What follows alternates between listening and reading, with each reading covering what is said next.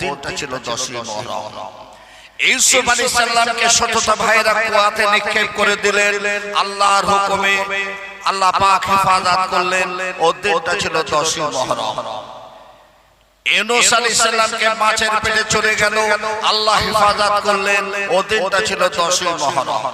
আইয়ুব আলাইহিস সালামকে 18 বছর আল্লাহ ব্যাধি দিয়েছিলেন, যেদিন আল্লাহ পাক ব্যাধি থেকে শিফা দিলেন, ও দিনটা ছিল 10ই মুহররম।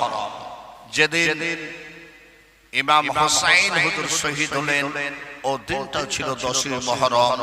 আর 10ই মুহররম শুক্রবার আল্লাহ পাক পৃথিবীটাকে ধ্বংস করবেন। এই 10ই মুহররম এবং 9 এবং 10 অথবা 10 এবং 11 এই দুটো দিন যারা রোজা রাখবে, বিগত পিছনের একটা বছরের গুনাহ আল্লাহ পাক মাফ করে দেয়। একবার জোরে হবে, আরো জোরে হবে না? তাই আজ আমি আপনাদের বোঝানোর জন্য বলবো,